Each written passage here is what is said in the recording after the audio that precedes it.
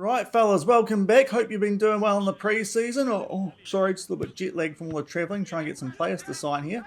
New players, boys, come on. But we've got Bayern Munich coming up in the first knockout round of the Champions League. Okay, this is going to be really tough. First leg's at home, then we go away a month for the second leg away in Germany.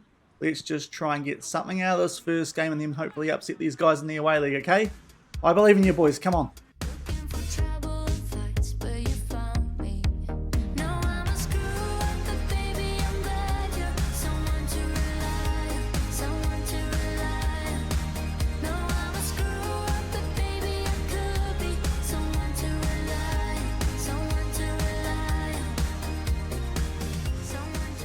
Hello everyone and welcome to episode number 103 of Husavik Heroes here on Shaun Does FM. I hope you are doing well, and coming up in today's episode we have the first leg of the first knockout round tie in the Champions League. We take on Bayern Munich at home, so if you are looking forward to this one, then do remember to go down below, leave a thumbs up on the video, and if you haven't done so already and are enjoying this series here on the channel, also remember to hit that subscribe button and turn that notification bell on as well. But first things first, apologies for no video yesterday. Got a little bit busy over Easter weekend, last real major sale before we move into our future home. So obviously spending a bit of time doing shopping, it's fair to say. And also this episode today, we are just going to play the first leg of this tie against Bayern Munich. That is because I completely forgot, with the amount of time that it's been since I've had a team make the knockout rounds of the Champions League, that there is a whole month in between the first league and the second league, and with us playing Bayern Munich, might not be the worst idea just to spread that out over 2 episodes, especially if they get on top of us. But hopefully that's not the case, at least in this first league at our home ground. But today taking on Bayern Munich in the first knockout round of the Champions League for the first time. And even if we do get beaten here by Bayern Munich, at the very least we should actually get a decent payday for this, because the rewards for making the knockouts of the Champions League are actually quite a bit better than they are for going quite deep in the Europa League. If we go over to the rules, the first knockout round, you can see, if we make our way down, that the round appearance money is £8.2 million. I think the only way down in the Europa League can make more than that is if you actually win the Europa League. So already this is going to be quite a financially beneficial season for the club, even if it's not the greatest one in terms of the Builder Nation side of this challenge. We did do an update on that at the end of the episode at the end of last week, including our last few games of the group stage. If you did miss that one, I'll leave a link to it over in the top right corner. But today, Bayern Munich in the first league.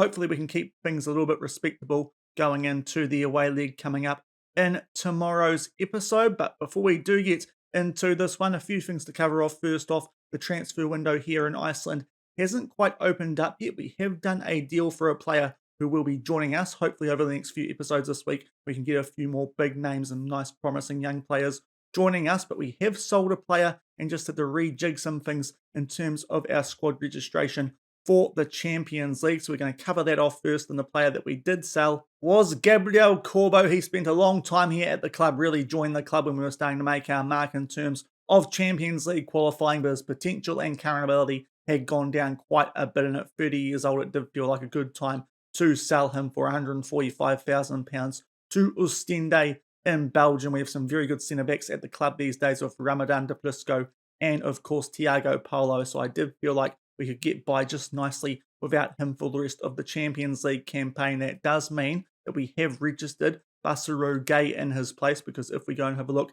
at him, you can see he can play centre-back. He's 1.9 metres tall, good heading, decent jumping reach. I think he will do a job for us if we need him at centre-back for the time until we do replace Gabriel Corbo. That is something that we will look to do in this upcoming transfer window once it does open, but that is the change we have made to our Champions League team. Gabriel Corbo has left, but Basaro Gay comes in for him. That is the only change that we have made to the squad available for us in the Champions League, and that is the only notable sale or addition that we have got to the squad prior to the domestic transfer window opening. But we have had a few games leading into this one coming up today against Bayern Munich, kicking off the Dieldebekar. You can see there a lot of friendlies, starting off a few very comfortable wins, and then in the Dieldebekar against a few teams down in the second division. First off, a 6-0 win for the first rotation team. Nicolucci Caviglia picking up 4 goals there against Vikinga, and then Benjamin Rubio and Zimmerman also chipping in with goals. Then we did give the second rotation a run out before this first game against Bayern Munich, and we did pick up a 4-0 win away from home thanks to goals from Thiago Polo, Fabio Mariano, Maurizio Goffi, and Chaka Traore. So starting off the season in very good form in the Dielbeke. We're in an interesting group alongside Breda Blick. That will be a big game against those guys coming up in that competition, but hopefully we can keep our mitts on that trophy after regaining it last season. So that's what's happened so far at the start of season 10 in the save. Just those two competitive games prior to taking on Bayern Munich. We had a look at these guys at the end of the last episode. 5-star reputation club at the time. They were absolutely waltzing it in the Bundesliga. 16 games played and they were 16 points clear. Now they're 21 points clear of RB Leipzig. Of course, we did defeat RB Leipzig twice in the group stage of the Champions League this season. So as I said then, we're probably a team that will be bridging that gap in between Bayern and Leipzig. So far in the save in European knockout football, we do have quite a good record against German teams, having beaten Leipzig, Hertha Berlin and Bayer Leverkusen, even though those latter two teams are really struggling this season. But at the moment, got a good record against German teams, albeit none as talented as this Bayern Munich team are bound to be. They play exactly the same style as us as well, with the vertical tiki-taka, which will be interesting. We are going to play something that we did try at the end of last week today. That is our big opposition vertical tiki-taka tactic. If we expand that, that's the one where we're not quite as expressive on the ball as we usually are. We regroup instead of counter-press as well, but otherwise it's exactly the same tactic as we usually play. And we've also made just one change to our starting 11. We're going to do a few more of these, especially once we do get knocked out of Europe, which might not be much longer because, of course, we are taking on Bayern Munich. But today we have put Ali Ramadan in over Thiago Polo. Just comparing those two, Ali Ramadan should certainly be the better centre-back, just looking at their attributes. Ali Ramadan goes in ahead of Thiago Polo to partner Gaetano de Prisco. Of course, de Prisco is on a yellow card, so if he picks up another one, Thiago Polo could find his way back into the team for that second leg in tomorrow's episode anyway. But that is the one change that we have made. Otherwise, the same team that we are familiar with from the group stages of the Champions League last week, and exactly the same bench as well. Patrick Nygaard, a little niggly injury. That's the only real injury concern coming from the pre-season, but poor Stein Arnason is our backup right winger on the bench as well, because he can also cover the midfield, so it's quite a good versatile option there alongside Chaka Traore as our wing backup. But hopefully these guys have just got enough fitness under their belt, enough confidence from the Dielbeke to hopefully pick up a decent result here in the home league against Bayern Munich, and we can take that back to their home stadium in tomorrow's episode. But I think that covers off all the pre-match stuff, so we'll come back shortly for the main focus of today's episode, the first leg of the first knockout round of the Champions League, taking on Bayern Munich from the Laugardars Villa. And TV coverage for this one here is our team as we ran through before, just Ramadan coming in for Thiago Polo, looking a little bit better as a centre-back these days. Otherwise, we are at full strength. There is the Bayern Munich team, Julian Nagelsmann's men, in great touch. A lot of new gens in that team, although they have signed a big money goalkeeper as well, so that could be interesting to see how he gets on. But hopefully we get a decent result here at home to take to Germany in tomorrow's episode. And 5 minutes gone, we do have the first highlight of this first leg. Bayern Munich playing out from the back, and they get the ball up very swiftly there. Gutierrez tries to find a teammate, but Matthews plays it back to the goalkeeper, and Meza is on the ball. That's a terrible pass, Brunei to Gutierrez. Long range shot. It is a dreadful start. Darwin Gutierrez with his 17th goal of the season, and that is the last thing we needed. Nice and early in this one. We got a good interception there. Got the ball back, but Alejandro Meza, as we try and play out from the back with a poor pass there, it is still a very good strike that from Gutierrez, but not a good start. 1-0 down after 6 minutes. And up to the 7-minute mark, it is Bayern Munich potentially on the attack again here through a throw, and someone gets a foot in there. It's Nicolosi and does so again. So good work there by the Italian midfielder, probably our form player out of the first few rounds of the Dielbeke, having got 4 games in that first game that we did play in that competition. We were briefly on the attack there, but give the ball away yet again, and Bayern Munich will look to get something going here down that left-hand side, where they do have the likes of Alphonso Davies available. Zimmerman that time trying to get on that ball by Joshua Kimmich, but they are back in possession here. Bayern Munich can make their way into our half. It goes up to one of their midfielders, Kimmich up to the goal scorer, and Gutierrez. Alphonso Davies down the left-hand side. In there for Luka, and Ramadan brings him down inside the box. That is a pretty clear-cut penalty. It's probably going to get awarded this from VAR, and this is a disastrous start. Cannot afford to be giving goals to a team like Bayern Munich, especially inside the first 10 minutes of our home league. This could be going to custard very early on. In the Champions League knockouts, it was Husavik going the right way, but Alphonso Davies still tucks that penalty away in the bottom left corner, and it is a horror start here at the Laogadas Villa. Very poor work defensively inside the first 10 minutes, and already we're 2-0 down. And up to the 13-minute mark, yet again, Bayern Munich are in possession. They really start to put the pressure on us. Can sort of feel the heat going up, keeping my sweatshirt on today because it's freezing cold here in New Zealand. We are in possession here. Fredrik Larsson trying to get something going there down the left-hand side. Loses possession. Good chance here for Gutierrez. Thankfully, that shot straight at Husavik. A little bit dusty trying to get rid of that, but it does remain 2-0 for now, coming up to the 20-minute mark. And up to the 21-minute mark, Bayern Munich with a throw, and they are well and truly on top of us in this one. Good interception there by one of our players. Nicolucci plays that back to Husavik, but Rubio can't get the ball back for us there. And yet again, they go out to that strong left-hand side. Do Bayern Munich. It's a poor attempted slide tackle that on Davies, that time from Zimmerman. They put this far post for Blue Ney, but his header goes just over the bar. But Bayern Munich well and truly in control here, 2-0 up about halfway through the first half. And not too long off the back of that last highlight, Bayern were on the attack, but a good interception there by Galtason. We try and get something going here through the middle. Caviglia, nice ball over there for Fredrik Larsson. Can we find a way back into this one? Satole, lovely ball for Benjamin Rubio, and that's exactly what we needed. The first little glimpse of signs of life from us in this game, and it's a really good goal on the counter-attack there. Benjamin Rubio slowing that past Bayern Munich's brand new goalkeeper. It was good work there from Galtason to get the ball back from us. Caviglia with a nice pass there out to Fredrik Larsson. Satole, good little ball there for Rubio, just takes that beyond the goalkeeper, past him at the near post. We are somewhat back in this 2-1 with 20 minutes left in the first half. And that is half time in this first leg of the first knockout round in the Champions League. Dreadful first 10 minutes, just gifting Bayern Munich 2 goals, but we did get one back at the 25-minute mark there through Benjamin Rubio, so not too disappointed, albeit our defensive work early has really given them a big leg up in this tie. But if we can get one more goal in the second half, we'll still be on even terms going into the away leg in tomorrow's episode, and that would not be a bad result after that shocking start that we did have. But Bayern Munich well and truly on top here after 45 minutes in Iceland. We are going to make a few changes here at half-time. Nicholas Zimmerman picked up a little bit of a niggly injury late in that first half, and also Alejandro Meza, very poor first half, 6.2 ratings for Chatzakis for Meza, and we'll bring Chaka Traore on for Zimmerman thanks to that little niggly injury. What we might do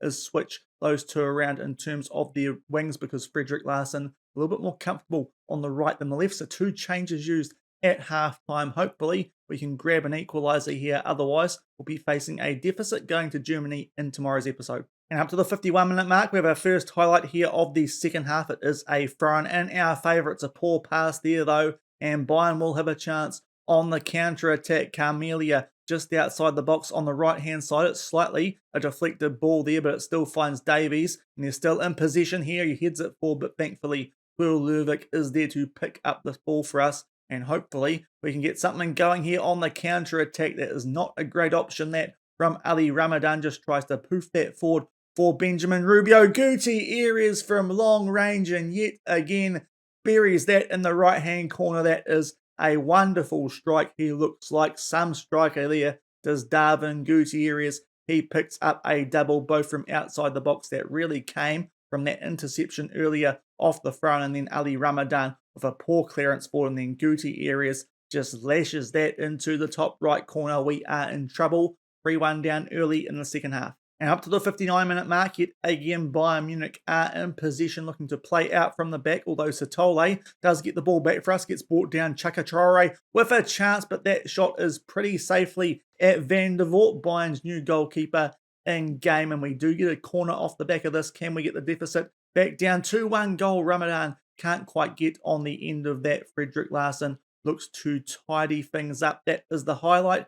3-1 down just after the hour mark. And now up to the 65-minute mark, we are back down the other end this time for a Bayern corner, and Brunei puts that just over the bar. They are well and truly on top of us here, and we are going to make our last substitution. John Matthews picking up a yellow card not too long ago, also not playing that well, so Ian Carlo to come on for him. Still 2 goals down with 24 minutes left of the first leg at home. And up to the 83-minute mark here, Bayern Munich are on the attack yet again. We have just switched back to our usual tactic, but they are inside our box here. Bayern, it's good play from them here. Alphonso Davies from a tight angle just puts that over the bar, but we're not creating too much here. Have gone to a higher tempo to try and help, but with 5 minutes left, Bayern Munich are still 3-1 up. They have a late corner here. Deprisco does head that away, but Luca plays that back for Upamecano. Luca squares this for one of the attackers, but luckily Deprisco does clear that back out for a corner. Can we hold on here to the 3-1 disadvantage? I still think that might be something we could potentially find a way to maybe overcome, but 4-1, we are in all sorts of bother now going to Germany for the second leg of this one. They had a lot of pressure there inside those last few minutes. It's a corner there, and that centre back, I believe, looking at his height, just puts that into the top right corner. Unfortunately, Chaka Traore trying to mark him there, and inside the last few minutes, 4-1 down here in the home league. And we're in injury time of this one. Unfortunately, doesn't look like anything is going to happen apart from that one chance that we had nice and early to Benjamin Rubio where we got the goal. And one in the second half there too, Chaka Traore, but in the end, Bayern Munich, well and truly too good for us there. I think those 2 goals that we gifted them in the first half are really going to come back and bite us, especially in that away leg, but that is not the result that we were hoping for in today's episode. In the end, it was just our central players that really played well there. All of our wing players did seem to struggle quite a bit, so not good from our boys there, and we are going to be in a world of hurt going into the second leg in tomorrow's episode, having to overcome a 4-1 deficit at the Allianz Arena in Germany. You would probably put a lot of money on Bayern Munich going through from this tie, and that is not how we wanted to mark our first season in the knockouts of the Champions League, but we'll deal with that tomorrow. 4-1 down, Juventus 3-1 up against Barcelona, and hopefully we can somehow find a way to turn that around in tomorrow's episode. And back in the inbox off the back of that one, that was not a good performance, as I said in the post-match. Those 2 goals that we gifted them inside those first 10 minutes could prove quite costly. Being 2-1 down wouldn't have been so bad, but those 2 goals we gifted them early and conceding 2 more there in the second half, it looks like Bayern Munich are a lot stronger than us. It is fair to say we might be going out of Europe a lot earlier this season than we have done in the last couple anyway, but that will do it for today's episode. A slightly shorter one, but we do have another month to get through before the next game in this tie, so I did think we'd split this one up over 2 episodes, and looking at scoreline might be a good idea because we might have to do a couple of domestic episodes just to get up to the next European season at the end of this one anyway, because it does look like we might be on the verge of being knocked out of the Champions League in the first knockout round. We'll come back with the second leg of this tie. We haven't actually got too many games in between now and then, a couple of Deal to Bakar ones in our group. That Breidablik game coming up next, going to be very important to our chances of qualifying out of Group A, but 2 games in between now and then, as well as a friendly, and we'll come back tomorrow and hopefully pull off the Munich miracle in that second leg off the back of that 4-1 loss in today's episode and in tomorrow's episode as well. We should also have some transfers to run through as well. The domestic transfer window